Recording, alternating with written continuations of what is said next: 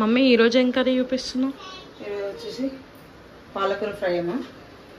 చూపిస్తాను, ప్రాసెస్ చేస్తాను.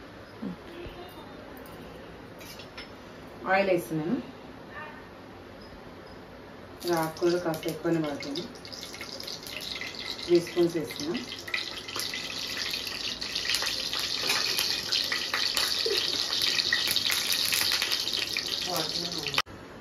జీలకర్ర వేస్తున్నా. నేను ఈ కూరలైనా కొంచెం జీలకర్ర వేస్తాను, ఎందుకంటే హెల్త్కి మంచిది కాబట్టి. ఉల్లిపాయ కాస్త ఎక్కువ వేస్తున్నాను, ఎందుకంటే ఆ కూర ఉడికి దగ్గరికి అయిపోతుంది. అదే ఉల్లిపాయ వేసినాము కర్రీ కొంచెం ఎక్కువ అవుతుంది, అందుకని కొంచెం కలిపేద్దాం. కొంచెం ఫ్రై కాగానే కొంచెం సాల్ట్ వేస్తున్నా, తొందరగా ఫ్రై అవుతుంది.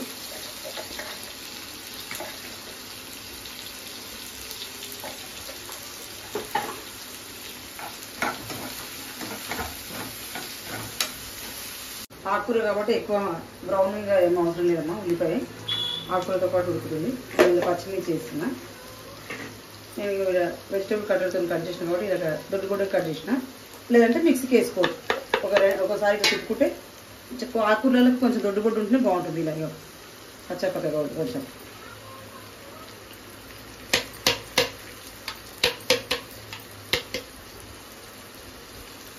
కలుపుకుందాం.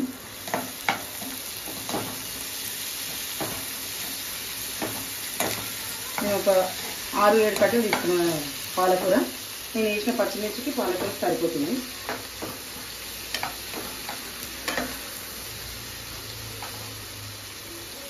కొంచెం అల్లం పేస్ట్ వేస్తున్నా. అల్లం పేస్ట్, కొంచెం పసుపు,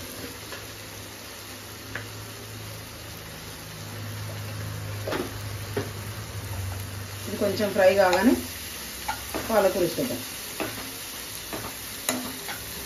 ఒక 2 మినిట్స్ ఫ్రై అయితే చాలు.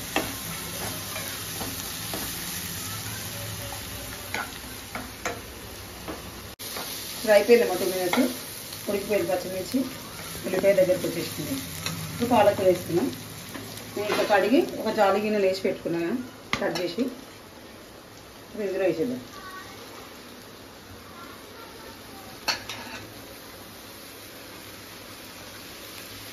ఇది వేస్తే ఇంత ఉంటుంది కానీ ఉడికే వరకు కొంచెం అయిపోతుంది.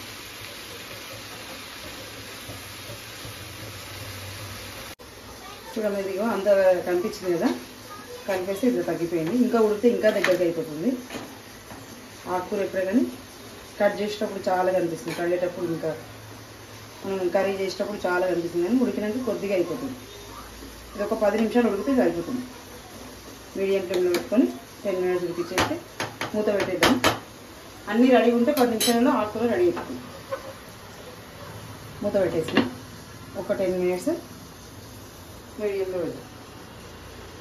మమ్మీ మరి ఇందులో అసలు కారం పొడి వేయలేదు కదా నువ్వు? కారం పొడి అంటే ఆకుకూరలో పచ్చిమిర్చి వేస్తేనే బాగుంటుందమ్మా. ఎవరెవరు ఇష్టం, ఒకవేళ పచ్చిమిర్చి తినోళ్ళు కారం వేసుకోవచ్చు, ఎండు కారం వేసుకోవచ్చు. నేను వేసిన పచ్చిమిర్చికి వేసిన కాబట్టి సరిపోయింది, అదే కారం అవసరం లేదు. మమ్మీ ఆకుకూర ఉడికింది అని ఎట్లా తెలుస్తుంది మరి? వాటర్ అంతా మనం ఆకుకూర కడిగి వేస్తాం కదమ్మా, ఆకుకూర వాటర్ ఎక్కువ ఉంటుంది, అందుకే వాటర్ అంతా అయిపోయే వరకు ఉడికించుకోవాలి. ఇట్లా ఉడికించుకుంటే మేము ఉడికినట్టు. ఆకుకూర దొడ్డు కూడా ఉడికించుకుని వస్తుంది, కానీ వాటర్ ఉంటుంది కాబట్టి మనం మొత్తం వాటర్ అంతా వెళ్ళిపోయేటట్టు ఉడికించుకోవాలి. అయిపోయింది, ఆకుకూర అయిపోయింది. 10 మినిట్స్ అన్నా కదా, మధ్యలో మధ్యలో కలుపుతూ ఉండాలి. మూత పెట్టేసి 2 మినిట్స్కి ఒకసారి కలుపుతూ ఉంటే మంచిగా ఉంటుంది. అయిపోయింది.